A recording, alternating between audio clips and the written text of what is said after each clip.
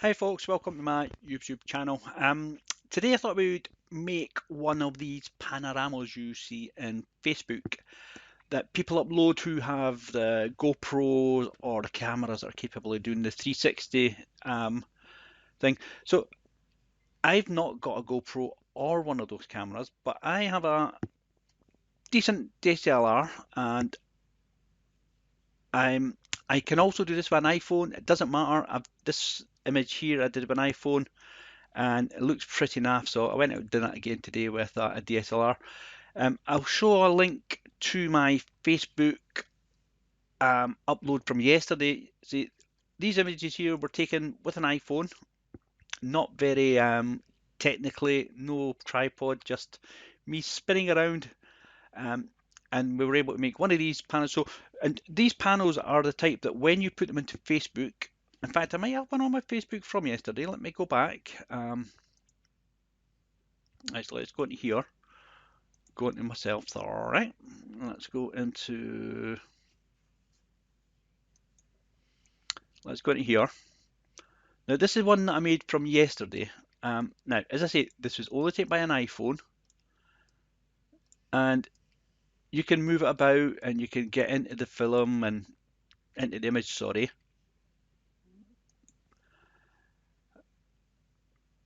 Sometimes when I am doing a screen recording like this, what happens is, so let's go into the image here.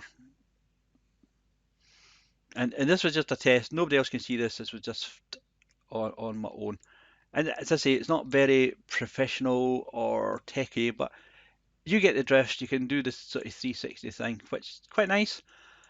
So let's try and do the same with a little bit better quality file. We'll go into Photoshop now, into Bridge. These are just taken from a car park outside. Again, nothing very spectacular view. This is more about the method than anything else. So I'm going to take these 15 or 16, 1, 2, 3, 4, 5, 6, 7, 14, 15 images. We're going to take them all into Photoshop. So click the first one, hold shift, click the last one, go up to tools, go to Photoshop and down to photo merge.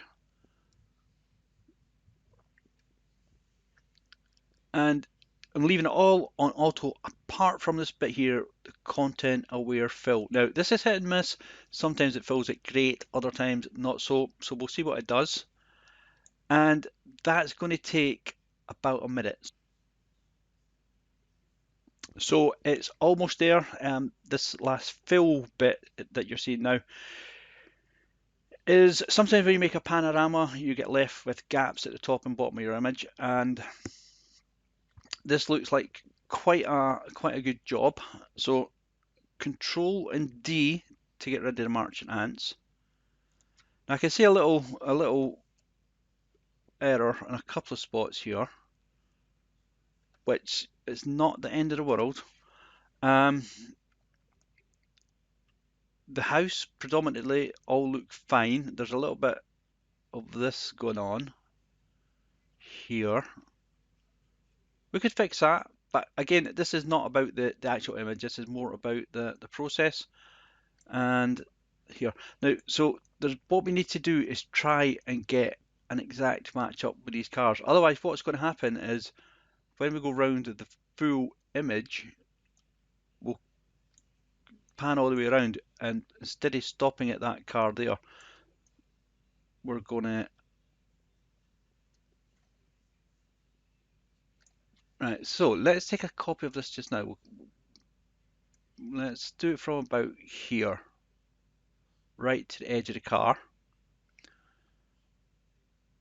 And you have to use your imagination for this because Control and J make a duplicate. We need this image here, this part of the image here, to be an exact match. So let's flip that. So we say edit, transform, and flip horizontal. So I'm just going to zoom into this just now. And you can see the images are quite good. There's very little real errors. And I'm going to drop the opacity on this. And it's going to look a bit odd, but what we need is this here to pretty much be over that right there. And that's just about fine there. And we'll maybe just add a little mask on and take this tool here, and hopefully that's blended that in correct there.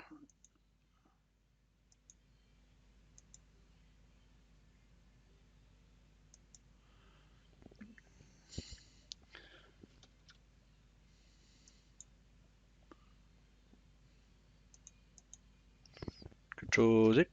We want to make sure that we're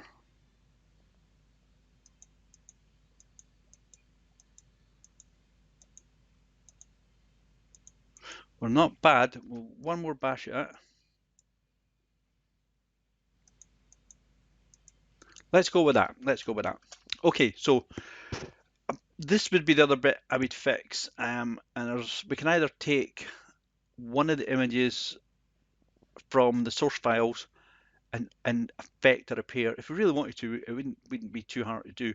But as I say, we're not really looking to do that just now. So we've got our image. I don't know if that's going to work, this bump with the car here. We'll hopefully it will. If not, we'll have a 355-degree turn. So we'll save this image in a second. What we're going to do now is open a new document. Now, FacePay is quite specific on its panoramas. It's got pixel sizes that it requires, and they are 6,000 by 3,000 pixels. Don't do inches. You can have a big file. So 6,000 by 300, 6,000 by 3,000 pixels is bigger resolution as you can muster. 8-bit will keep all the color. You could change it to 16-bit, but I'm happy with 8-bit. So to hit create, you can see that this image is the wrong size for this image. We're going to create a stamp visible so I can get a solid layer out of this. So Control, Alt, Shift, and E. Then we're going to use the Move tool, and we're just going to move this image here, the visible layer, hold Control and Alt together, and drop it. And if we zoom out, the border is showing you that's the actual size of the file. So Control and T, and we're just going to scale this in. So hold Shift and Alt key together, and we'll just get one end. And you can do it, just do it in the middle. It doesn't really matter.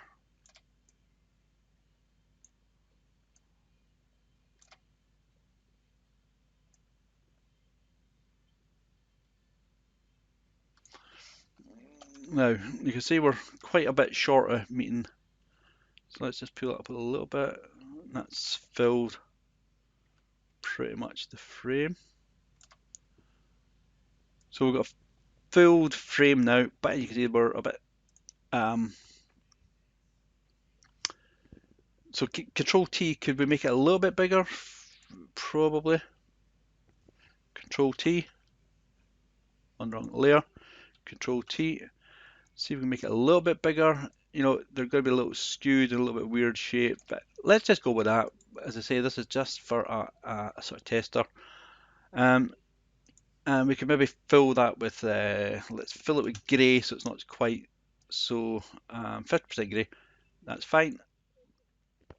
And that's us ready now to go to Facebook. So we'll save this, save as, give it a file name, just matter what you call it. We'll call it car park CP space B, and that just lets me know the file name that I'm going to look for at the next stage. The next stage is to go into this website here. This one here will let you change EXIF data, so we'll remove that one. It's called the exaffair.net. And basically, you just take your file, which is car park B, and drop it. These snap options on this is a pain in the neck sometimes. You just drop it here, and that'll upload straight away. So we can just minimize that just now. And even though one other tip, if your camera shoots RAW files, I suggest you change the output when you're doing one of these to medium to small JPEGs. I've got it set on medium JPEGs, but they're actually quite small. And the file size of this is only 6.2 megabytes once the stitching is done. You then want to click on this blue xf.me. So if you had raw files in there and you've got a dozen raw files, it's going to take forever to stitch it together. You're going to be a massive file size. Facebook has a maximum file upload limit of 25 megabytes, so just keep that in mind. So anyway, come to this xf.me, and you'll see there's no camera data in here, and we're just going to add that in now. And if you select Ricoh from here, and Ricoh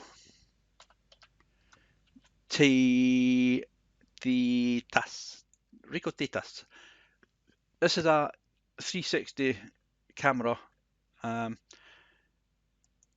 with that XF data built in it, if I just upload this file now, Facebook will see it as a photo. If I upload it with the Ricoh, click on download me, click on OK. If I upload it with the Ricoh XF data, it will see it as a panorama, a 360 panorama. So this I'm going to save as, and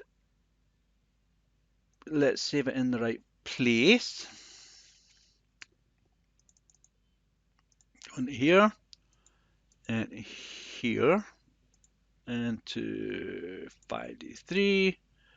We'll go into panos, and I'm just going to call this car park A, and we'll not bother giving it a name, we'll just give it an A. There we go. Car park A, save, click OK. That's fine. We'll now go into here, and once you check that's worked, once you've checked all that's worked, you can just remove the file. I'll leave it there just now because I might have to download it again because it doesn't always work the first time. And we'll go and try and upload this. Now this at the moment is only me, so we'll click on photo video, upload photo video, car park A. So B is before, A is after, that's all. And you'll know straight away if your EXIF data change worked. You have this little globe icon in the middle, or C360 icon, whatever you want to call it. So now that that's there, we can hit post and see just how well or unwell this worked. So click on the post, get yourself full screen, and let's just see if it'll take us around the image. And I expect there to be a little bit error over at this car. Well, yeah, it's quite a bit error, but as I say, 350 degrees is better than, and this one here is not quite stitched together. That would have been an easy fix in Photoshop. I would have just took a new back from one of the images that we've got. So there you have it. There you have it. And I could have cropped a little bit of that out. Maybe this whole house out, so that we're only left with this edge on the picture and that edge on the picture. This is the edge we took across, and this is the edge that's there. But the beauty of this, once you've done these files, now going on to the phone, and that's why you are making these files. It's so I'll get into Facebook on my phone now, and hopefully you'll be able to see what I'm seeing. So we'll click on the 360 degrees image that's on my phone, and now we can move the phone. I don't know if you're seeing that. We can move the phone around. We could do that. So there you go, folks. That's how you get a 360 degrees photo on your phone without having 360 degree software. Thanks for watching.